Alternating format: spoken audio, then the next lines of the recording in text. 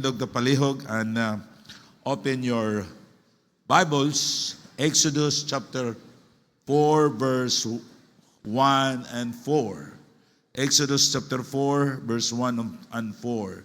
Ato makita diri the excuse of Moses. Si Moses usa siya ka a great leader sa katawan sa Diyos, but the life of Moses, isugo siya sa Ginoo, pag-lead sa iyang katawan, pero si Moses, ning balibad siya. Ano na sa excuse nga nung nibalibad siya. Usay sa atong kinabuhing Kristohanon nga nung mubalibad ta, pag-alagad sa Diyos, muratag si Moses. No? Mubalibad ta sa pagsugilon sa maayong balita. Dili ta gusto nga muhimo niini because doon na tayo mga excuses ato ni karon tan-awon sa life ni Moses. Exodus chapter 4 verse 1 kung basahon, and Moses answered and said, "But behold, they will not believe me, nor hearken unto my voice. For they will say, the Lord hath not appeared unto thee. And the Lord said unto him, What is thine hand? And he said, A rod. And he said, Cast it on the ground.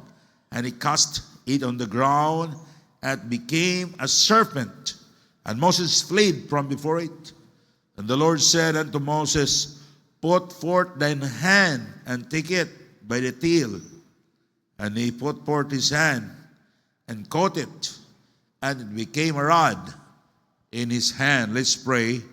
Our Heavenly Father, we thank you, God, this afternoon sa imong mga kanakan na nagbalik sila, Ginoo, in spite of, they're tired. I know, Lord, some of them, they want to sleep, but they came, oh God, because they honor you. They respect you, Lord. Lord, bless them. Bless their hearts, oh God, also, as we listen to the word. Use me. I am nothing, O God, without your help, Lord, without your power. Lord, I pray that you will help me and bless me, O God, and give me power to deliver the message. Okay, tanan akong ipangayo. In Jesus' name I pray. Amen. Daghang salamat, mga lingkod kamo. Now, si Moses dili siya gusto nga siya mo lead sa Israel pag-adto sa promised land. But God wants somebody mo lead sa iyang katawhan aron sila mo adto sa promised land. Aron sila dili na maulipon sa mga Ehipto. Mga Kristohanon, kita sa mga Kristohanon, we are, slave to this world. Ang gusto sa Diyos, we need somebody will take the responsibility aron gamiton to sa Ginoo, aron sa pag-lead sa mga tao, aron sila dili na maulipon diha sa sala. Amen? We need some Christian. And some of you, dugay-dugay na kitang naluwas. But my question is, ano na ba mo'y gidisciple? Ano na ba mo'y gilid nga tao right now, nasa mahimo nga, sama nimo nga magtubo diya sa Kristohanong kinabuhi. And that's the will of God. Amen? That's God's command. Nga itudlo na to ang maiwali na itong maayong balita o silang i-disciple ang tibuo kalibutan.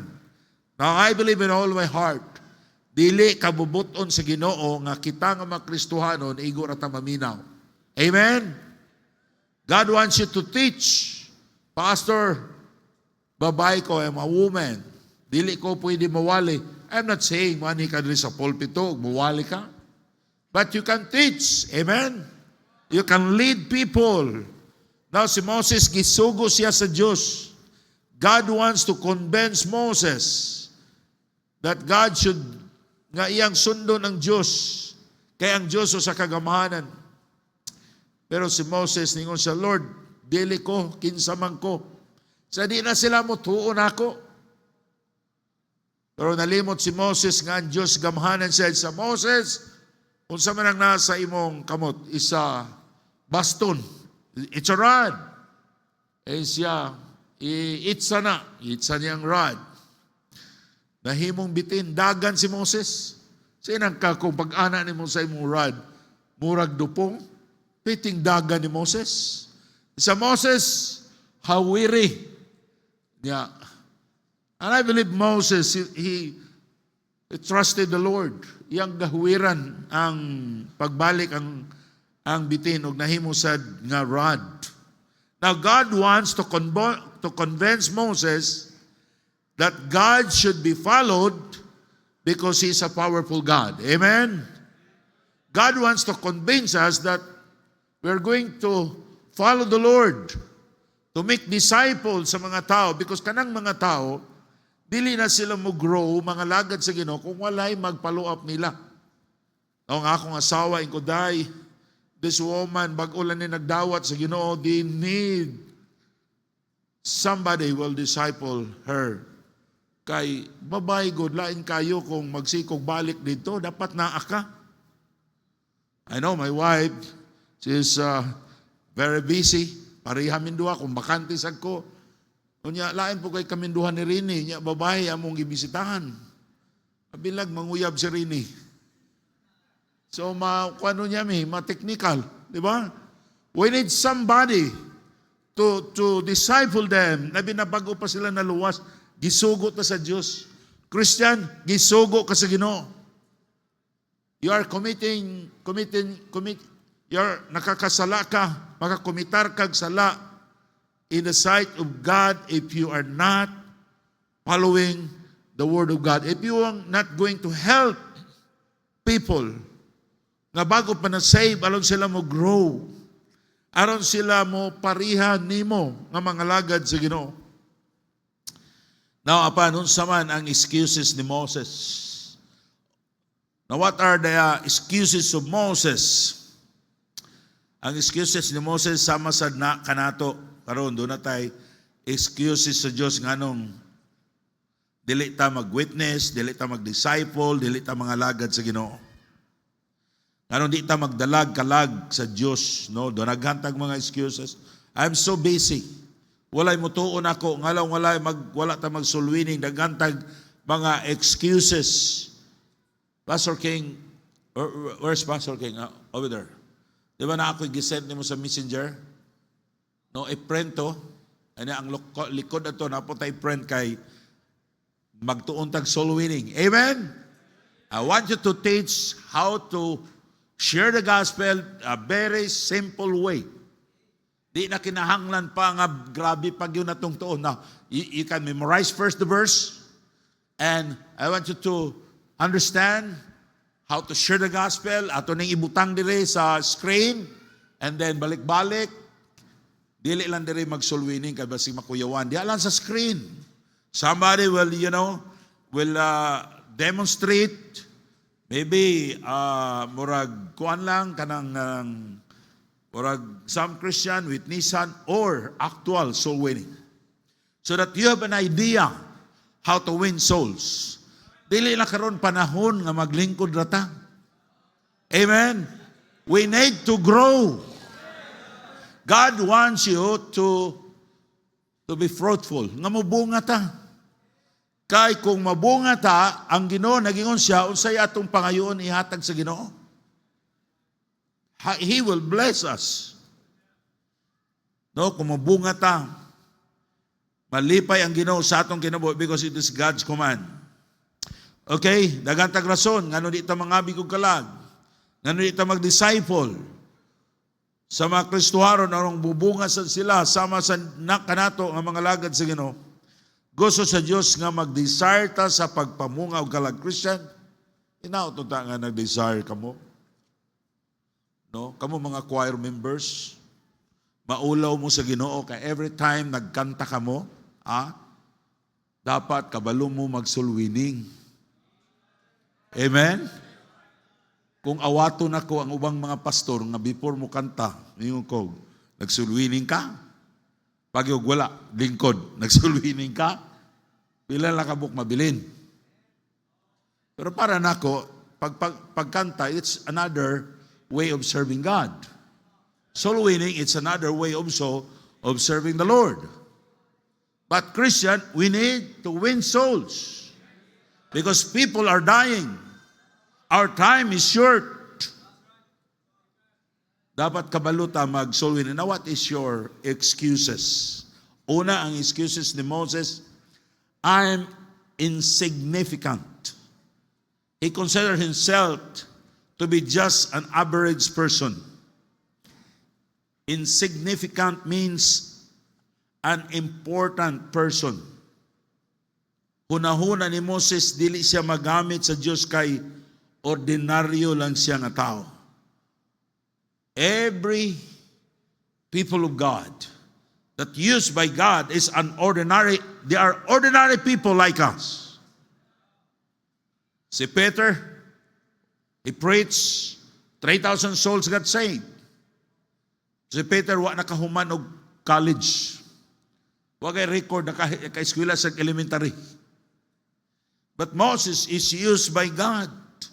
In Exodus chapter 3, verse 7, and the Lord said, I have surely seen the affliction of my people which are in Egypt, and I have heard their cry by reason of their taskmasters, for I know their sorrows. And I am come down to deliver them out of the hand of the Egyptian, and to bring them up out of the land unto the good land, and large unto land flowing with milk and honey, and unto the place of Canaanites and Hittites, and the Amorites, and the Perizzite, and the Hivites, and the Jebusite.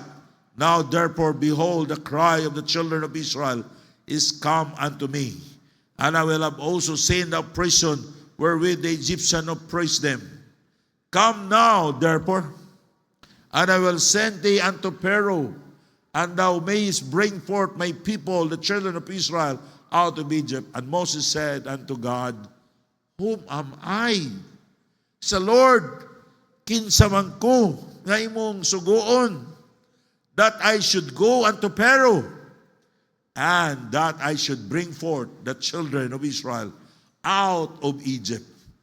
Na mao po'y usahay nga ang mga Kristohano dili mangabig og kalag, di mo sunod sa Ginoo, dili mo disciple sa mga bagong na-save kay atong huna-huna, whom am I? Kinsa man ko? Mutuo ka na sila nako. Now God respond, I will with thee. Ingon ang Ginoo, Moses, kuyugan ta ka. Wow. Nagsuon ko sa Ginoo, if you are obeying the will of God, God is with us. Mukuyog siya nato. He accompanied us. He stand with us. Iyatang kuyugan. Basta mo sugot lang ta sa sugo sa Ginoo. And so I said, certainly I will with thee, and in thee shall be a token unto thee, that I have sent thee when thou hast brought forth the people of Egypt. You shall serve God upon this mountain. Magamit ta sa Diyos. Magamit ta sa Diyos kay ang Diyos mag-uban kanato. Amen? No? Kung magpagamit ta sa Ginoo, gamiton ta sa Ginoo. Mga Kristohanon kitang tanan, gusto sa Diyos nga mangabig tagkalag. All of us. If you are saved, dapat ingon na Ginoo nga iyatang gamit sa Lord. Kinsa man ko Ginoo nga mag-soul winning, di man ko si pastor, di man ko church staff. Ang Ginoo magkuyog nimo. Makahimo ta sa dakong butang sa atong kinabuhi kung atong kuyog ang Diyos sa atong kinabuhi. Ngayon ka, Lord, wala ko'y igong akahibalo. But Lord, bless my businesses. Lord, I will promise you that I will give 30% or 20% for mission. Ang Ginoo mo kuyog nimo. Amen? In Philippians chapter 4, verse 13, I, God, do all things through Christ, which is strengtheneth me. Ang Diyos mo'y maglingon ka nato. So ayaw pag-ingon, kinsa man ko. Dili ko magamit sa Ginoo kay ordinaryo ko nga tao. No, God will use you. God, He will give you wisdom. kuyugan ka sa Ginoo sa imong pagsulti sa mga tao. Ika di na mo tuon ako sila, Ginoo. Kay naana sila yung mga grado, kuyugan ka sa Ginoo. Di na ko malimot ang among silingan sa una. Dito pa mi nagpuyo sa baybay. Namatay si Lula. Wala pa mamatay di si Lula. Nagdaot pa no? Nagdaot niya. Di na mo kaon. And then God, He put me a burden on my heart to share that old lady. And I'm praying that morning and said, unya, paniudto ka ng in between 12 to 1 kay walay tao. Kay maulaw ko. I went there and I talk and I make my introduction. Niabot ang mga Madrid, duha ka buok. Pirti na nako unsaon na ni. Unya, nakaampo na ko. Grabe ang akong kahadlok. Kurog ko, maglisod kong sulti, nagkurog na ko sa kong sulti niya, diyan duha ka Madrid. Wa gyud mo hawa, naglingkod, ingon si Lola, mao ni si Re, among silingan, diha, nagpuyo, si Lola naglingkod dito sa kama niya, dito po si Lolo, ang duha ka Madrid, ug dunay pipila ka mga tao nga nagkuyog na mo. And ko, Lord, please help me. And I opened my Bible, my kanang New Testament Bible, and I shared the gospel. You know what happened? Ang duha ka Madre, they were bowing their head and they closed their eyes, og nisunod sila sa sinner's prayer. Amazing. I thought nga ila kong debatihon, but no, they listen to the word of God. Why? Kay maayo ko? No. Kaya nag-promise ang Ginoo nga kuyugan ta ka. Amen? Kinsa may makakontra kung mukuyog ang Ginoo. In your businesses, Lord, this is for you. Para ni makatawan ko sa mga missionaries, kuyugan ka sa Ginoo. And then number 2, ang rason ni Moses, I'm not insignificant. Number 2, I'm not credible. Lack of credibility.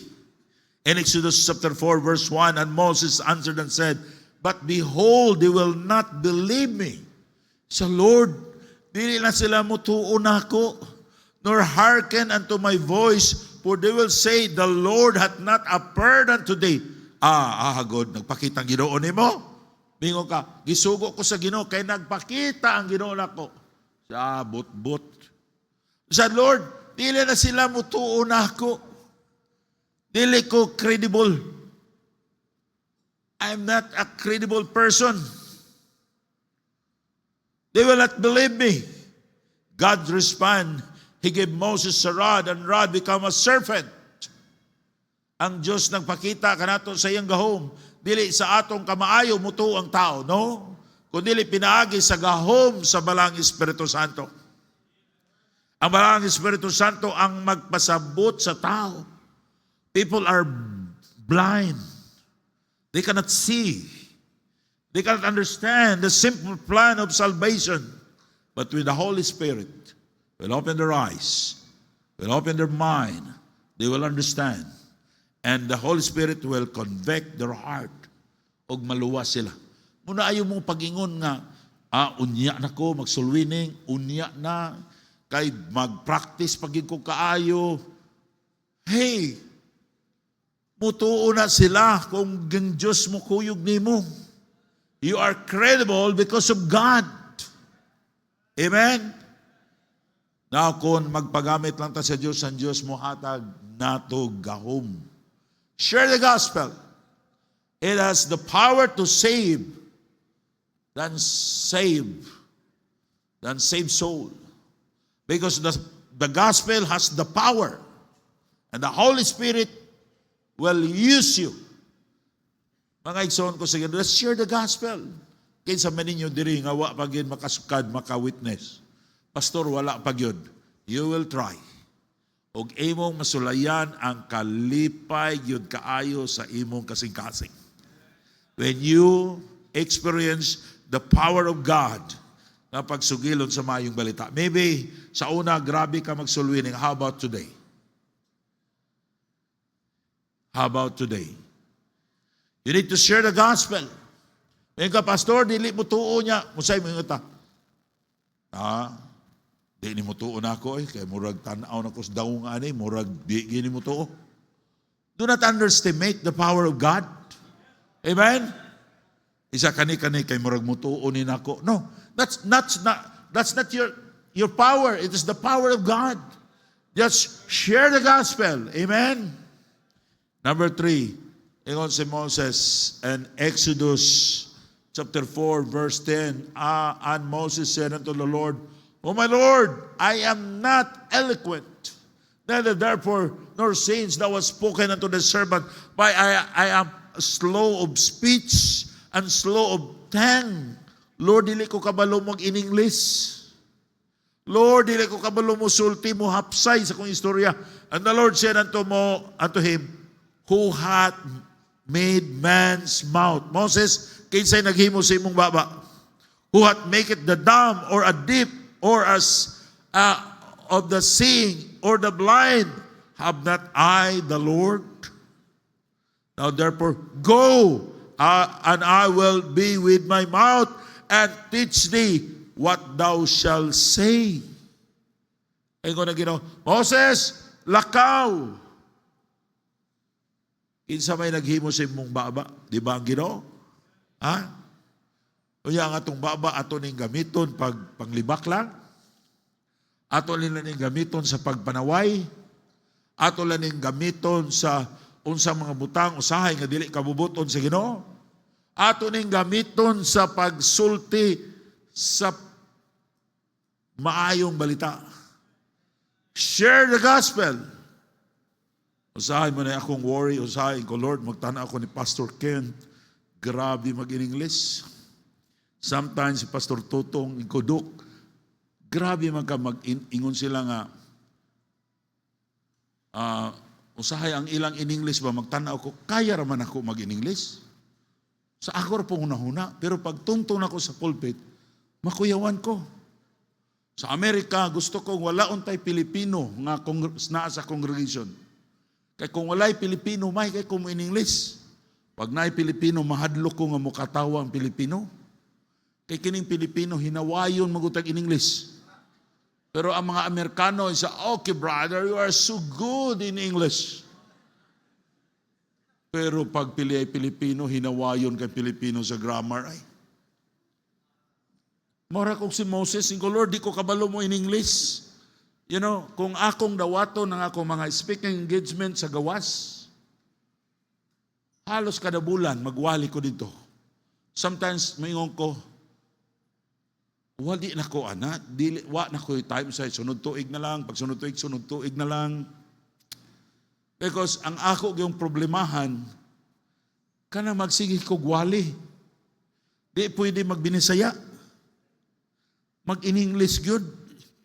Pero dito mi sa SLC, sa Leadership Conference, there was a young pastor, iya kong gitabo, iya kong gipangita, bisag lisod kay indalan ni duol sa nako, and he shook my hands and he said, Pastor, thank you so much nga nakita taga dire. I want to thank you for your preaching. Kaya kong na po rin nakasabot sa kuwali, no? Isa, what kind of preaching? Isa, Pastor, you preach sa gawas. Die for mission. Huwag ako ginanggiunahuna, Pastor, your message. Die for mission until now. Kaingon ko, mugamit pa rin Ginoo, bisag di kabalo mo in English. Musto o mo sa dili, nag-grade 1 ko, hantod, nag-high school ko, wagyog ko makaunor. Bisag most na lang, wala gyud. Sometimes when, you know, mga pilbing mga conferences, si Pastor Ken, akong kuyog, mukatawa sila, pero ako kasabot. Ikaw, unsa man da iyang gisulti? Si Kokoy, usayin Kokoy. Kasabot na ikay ko, no? Grabe ka comprehension koy. Pero inani ko paghimong sa Ginoo. Mga di na lang ko mag-goal. But, even, unsa ko atubangan sa mga tao, but God still can use me. Amen. Magamit gay ko sa Ginoo, kamo pa. Amen. Usahay dili ta mo try ug share sa pulong sa Dios sa mga tao. Kaya atong hunahuna dili ta kabalo nga musulti. Kung magsulwining mo ganing, mag-practice mo sulwining, ngita na mo daag wa maluwas inyong praktisan. Kaysa Ginoo na why practice kung musugot lang ka? There's no such a thing that nga murag dili panay mo ka. Sa Ginoo na God can, can open the mind of that person and save person, and God will use you. Christian, luoy kayo ka, wa pa ka kasulay og sulwining.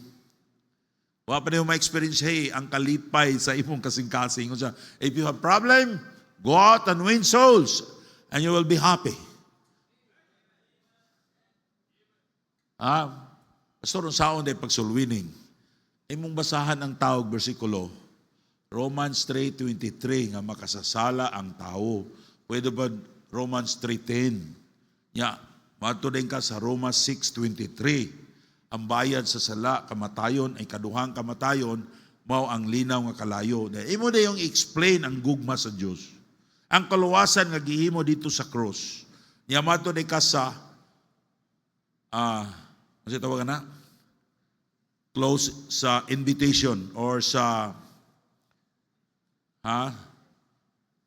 nga imong padawaton ang Ginoo.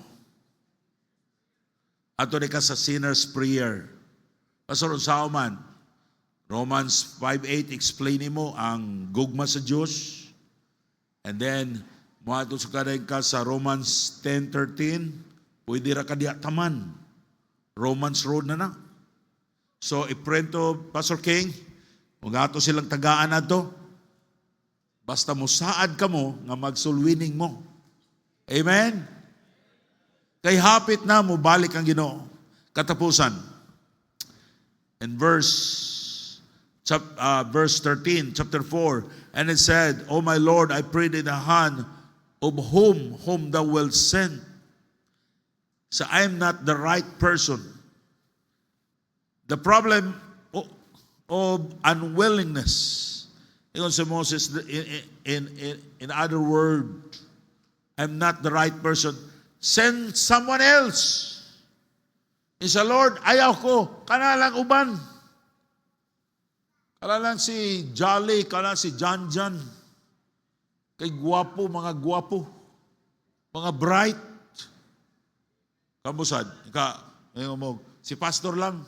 Nagsulwining ani. Si Brad Kuan lang. Si Pastor King lang. Ikaw di ay. Di na mo tuon ako. Mura kag si Moses. Ang gahom sa Diyos, wala sa usa ka tawo lang. You are part sa kingdom of God. O kita tanan, gitagaan, tag sa Ginoo, kagahom. Kusog. Sa pagsugilon sa mayong balita, nga ang tao makasabot kung mo-share ta sa pulong sa Ginoo. Say kung ang sulti ni Moses, in other word, Lord, lain lang ang tao. Gusto sa Diyos, ikaw. All of us will use by God. Pero, kanang pag-disciple na to, kapoy ba na, right? Pero may igsoon ko sa Ginoo, kung walay nag-disciple na ako, dyan ang naluwas ko, walay nagbalik-balik sa among balay.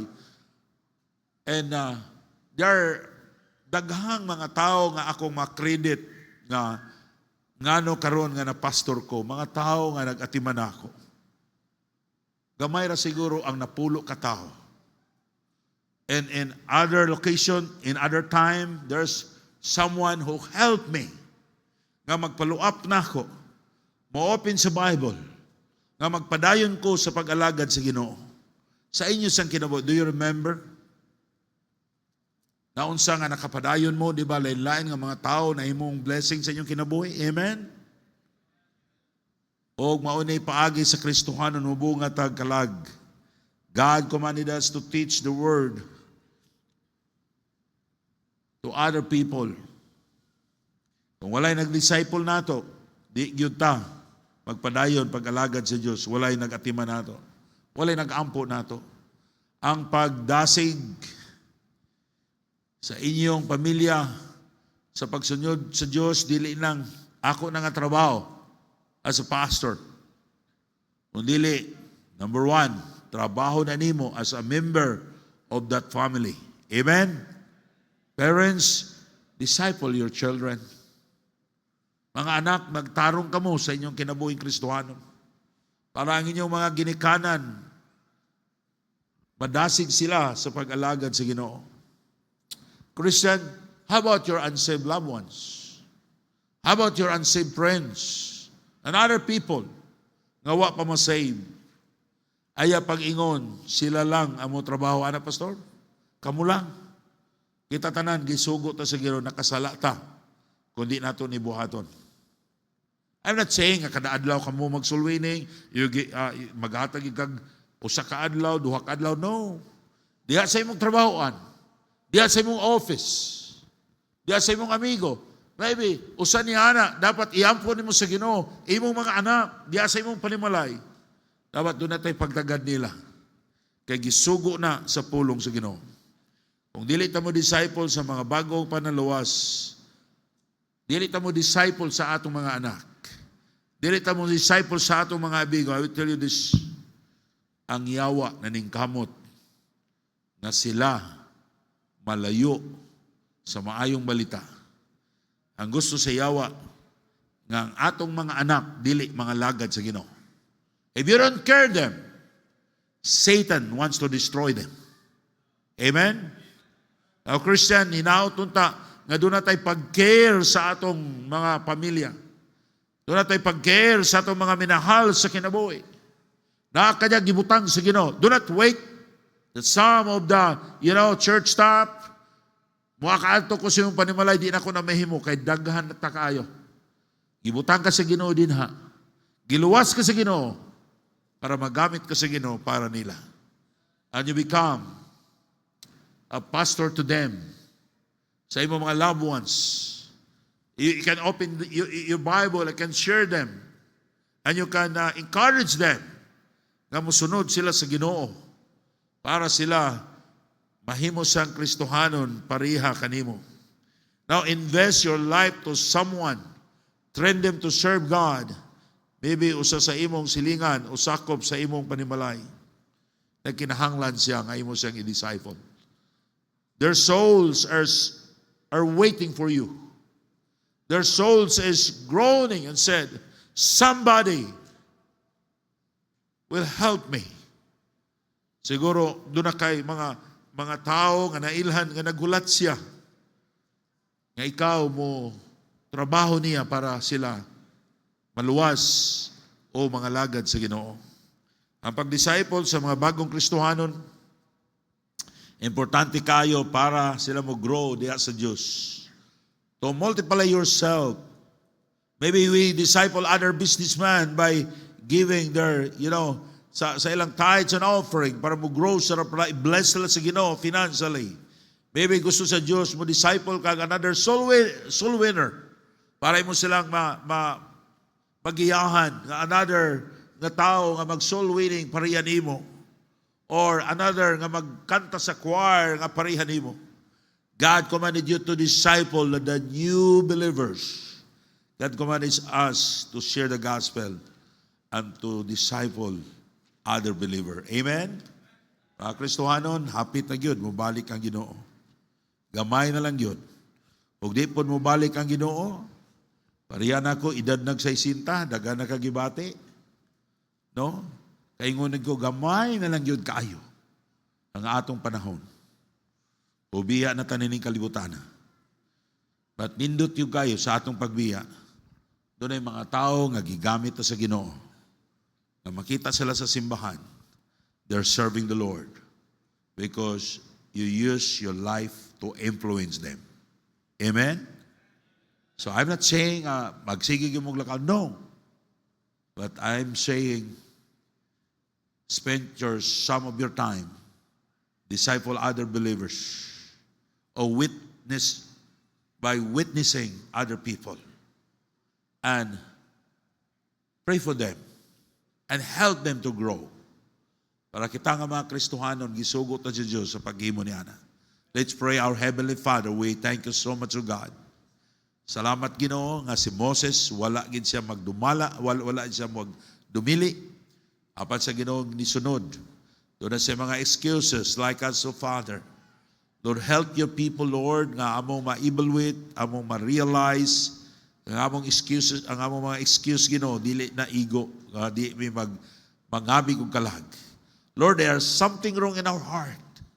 If we stop winning souls, Lord, mo na imong gisugo kanamo. Na kami mangabig og kalag.